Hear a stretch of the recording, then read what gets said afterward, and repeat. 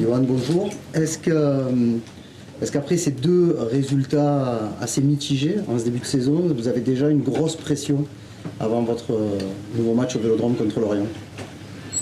Forcément, puisque à Marseille, on a l'obligation des résultats. Donc, faut que cette victoire elle vienne dès vendredi, parce que ça nous permettrait d'engranger de la confiance pour la suite du championnat.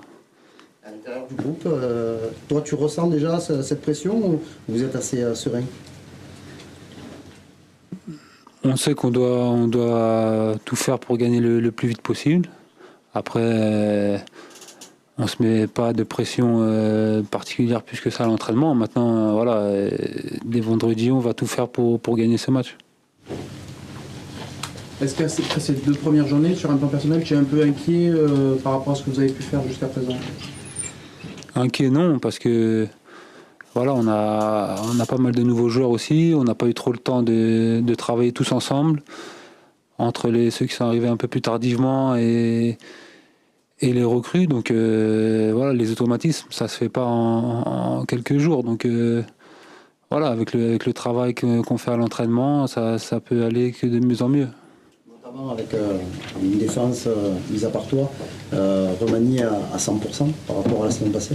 Ouais, c'est ce que je disais, même pendant les matchs amicaux, on n'a pas eu forcément le temps de travailler cette défense-là. Donc c'est 3-4 nouveaux joueurs. Donc forcément, ça demande un peu de temps, même si on sait qu'on n'en a pas beaucoup. Mais comme je vous ai dit, je pense qu'avec le temps, ça va s'améliorer et ça va être de mieux en mieux. Comment tu peux expliquer d'encaisser un but à 30 secondes de jeu? Ça veut dire que l'équipe n'était pas concentrée. Elle ne réalise pas que l'OM c'est souvent une équipe à battre et qu'à l'extérieur ça va être très compliqué. Est-ce qu'il y avait de la colère? Comment ça s'est passé à la mi-temps, à la fin du match sur ce fait de jeu? Forcément, on était en colère. Encaisser un but au bout de 30 secondes de jeu, ça remet en cause tout ce qu'on avait prévu de faire pour ce match-là. Après, pourtant, c'était pas faute d'être averti, puisqu'on savait que Guingamp allait nous mettre beaucoup de pression d'entrée de jeu. Maintenant, je sais pas si c'est de la concentration, mais je sais pas trop. J'espère que ça va pas se répéter, parce que c'est sûr que c'est difficile de gagner des matchs déjà à l'extérieur, et encore plus quand on prend un but d'entrée comme ça, puisqu'après on a eu du mal à se mettre dans le match. Et il faut qu'on soit plus agressif. Et après, c'est vrai qu'il y a des joueurs aussi qui connaissent pas encore bien la Ligue 1. Donc, mais comme je vous ai dit, avec le travail, ça va s'améliorer, je suis confiant. C'est-à-dire qu'il y a eu Toulouse, Guingamp, il y a peu de joueurs qui ont porté le maillot de l'OM, je veux dire en étant titulaires, qui savent ce que c'est. T'es pas inquiet? Non, je suis pas inquiet. Après, comme je vous ai dit, on a besoin aussi d'un peu de temps, puisqu'il faut qu'on travaille les automatismes, les ententes entre chacun. Donc voilà, mais il y a cette trêve aussi qui va arriver, qui va nous permettre aussi de travailler. Mais bon, j'espère que dès vendredi, on va tout mettre en œuvre pour gagner. C'est pas compliqué pour toi de gérer une défense avec un Japonais, un Brésilien, beaucoup de joueurs qui parlent pas du tout la langue, quoi. Comment vous faites pour... Non, puisqu'ils apprennent aussi le français. Après, les mots-clés, ils les connaissent. Après, c'est des joueurs d'expérience aussi, donc ils savent très bien ce qu'ils ont à faire. Mais je pense pas que ce soit un handicap. Le football, après, c'est tout le monde parle le même langage. C'est pas forcément une question de langue. Après, les mots français, ils les connaissent. Quel est le réel potentiel de cette équipe, d'après vous? C'est un peu vague comme question. Après, le réel potentiel... Je vous ai dit, il nous faut un peu de temps pour travailler, pour qu'on mette en place certaines choses avec le coach, des automatismes, qu'on crée quelque chose, un état d'esprit, un état d'esprit de groupe, et qu'avec ça, on peut parvenir à faire des belles choses. C'est un effectif qui peut lutter pour les places européennes ou pour le maintien? On peut pas le savoir aujourd'hui, on est qu'à la deuxième journée. Après, vous savez, dans le foot, il y a des fois ça tourne dans un sens, des fois dans l'autre. Après, il manque pas grand-chose pour que ça aille dans le bon sens. Et voilà, on est en train de créer quelque chose avec le coach pour que ça se passe bien tout au long de la saison, et j'espère dès ce vendredi. D'un point de vue personnel, comment tu te sens? On te sent plutôt à l'aise depuis lors des deux premiers matchs? Oui, ça va. Moi, après, je prends beaucoup de plaisir à évoluer ici. Déjà dans les matchs de préparation, je suis monté petit à petit à un bon niveau. Maintenant, le plus important, c'est d'être régulier dans les performances, puisqu'on sait qu'ici, chaque match est important et qu'il faut être bon tous les matchs.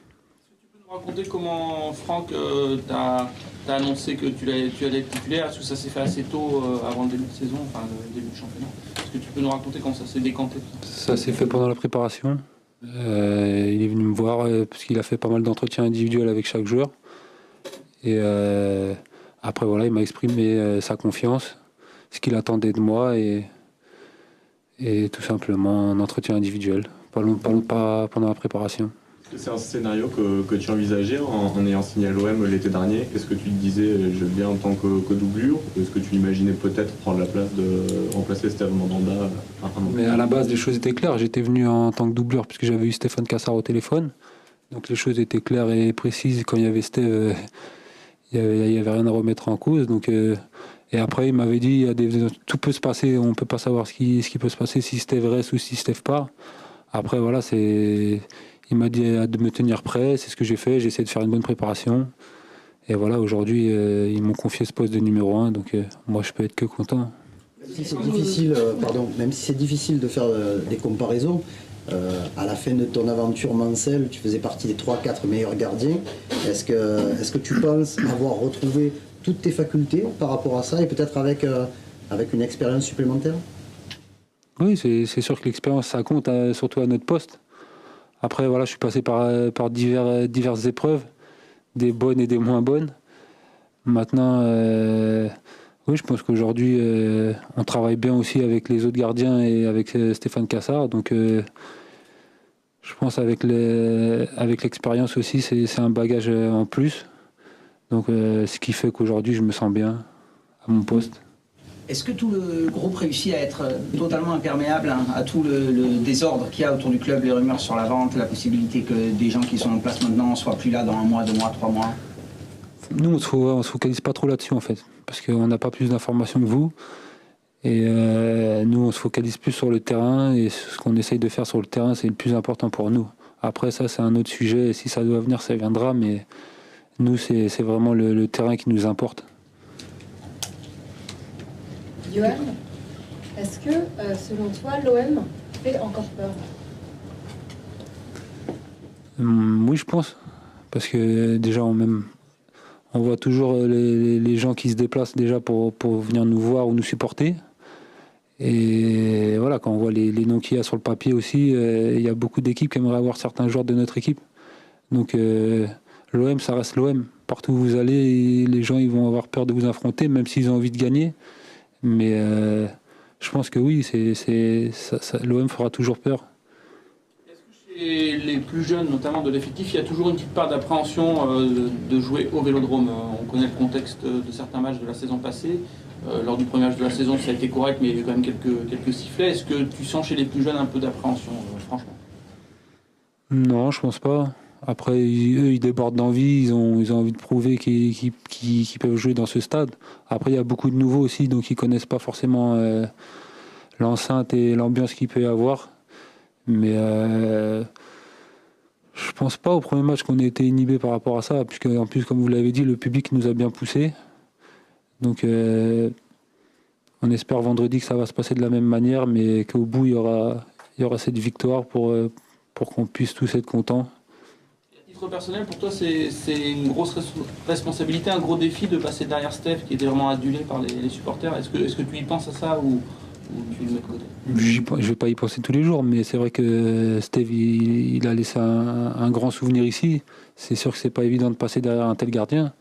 Maintenant, moi, j'essaye de faire mon mieux possible, d'être régulier dans mes performances.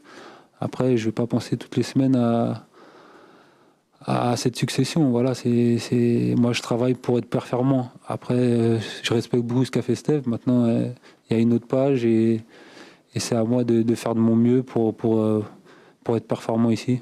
Vous avez été en contact pendant l'intersaison où il t'a félicité du fait de la reprise de son poste?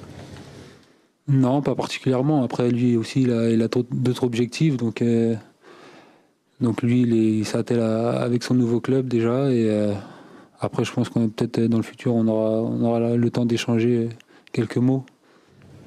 Johan, vous jouez Lorient vendredi. C'est une équipe qui a perdu ses 2 premiers matchs. Contexte a priori favorable ou on a l'habitude de dire dans le jargon match piège? Vous savez, il n'y a aucun match facile pour Marseille. Les joueurs, ils viennent, ils ont envie de nous battre à chaque match. Donc, après, ils ont eu des scénarios un peu bizarres dans leurs 2 premiers matchs où ils ont pris des rouges ou des blessés. Donc, ils vont venir ici. Je pense que ça va être un match difficile. On sait que Lorient, il joue bien au ballon. Mais voilà, c'est à nous de tout mettre en œuvre pour les faire encore plus douter dès le début et les enfoncer. Par rapport aux 2 premiers matchs, qu'est-ce qui manque le plus pour que vous arriviez à remporter cette première victoire sur le plan défensif comme offensif? Je vous dis, c'est les automatismes. C'est même devant, il y a des joueurs qui sont arrivés assez tardivement aussi. Faut qu'on travaille à l'entraînement justement pour créer ça et pour créer des décalages et qu'on se crée beaucoup plus d'occasions pour être beaucoup plus dangereux. Après, en défensivement, c'est pareil. C'est par le travail que ça va passer et je pense qu'après, ça ira mieux. Fort de ton expérience, est-ce que tu ne constates pas aussi que cette équipe manque un peu d'âme, comme on dit dans le foot? C'est ce qu'on essaie de créer justement.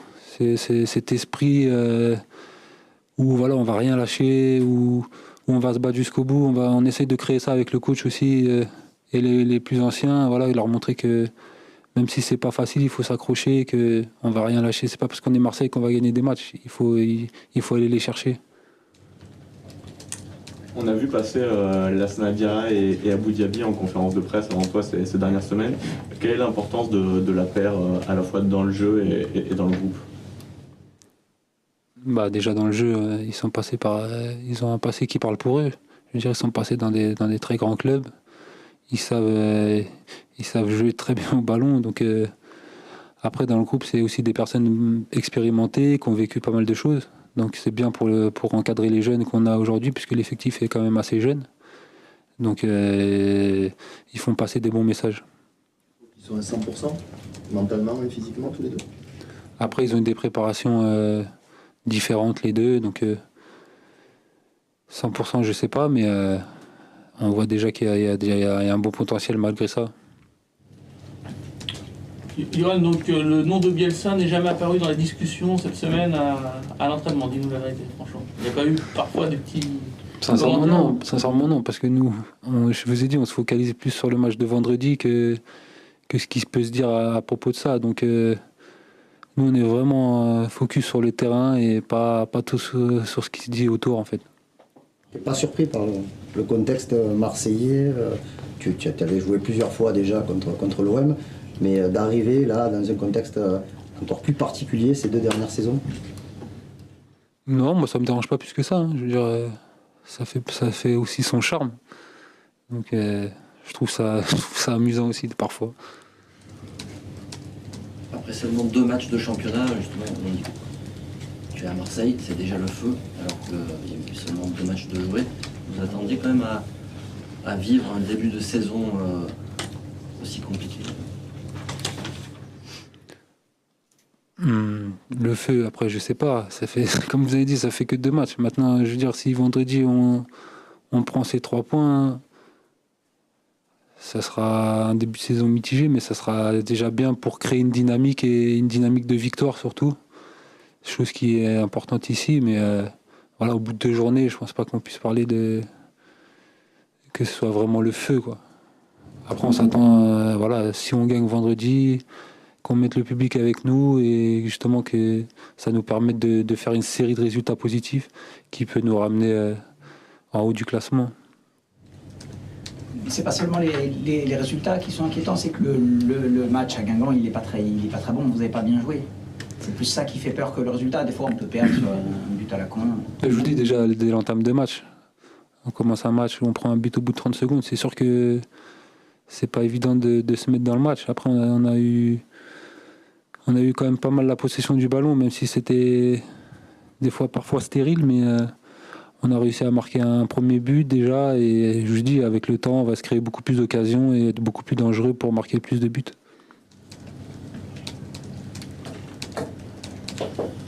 Question, merci beaucoup. Merci. Au revoir. Merci.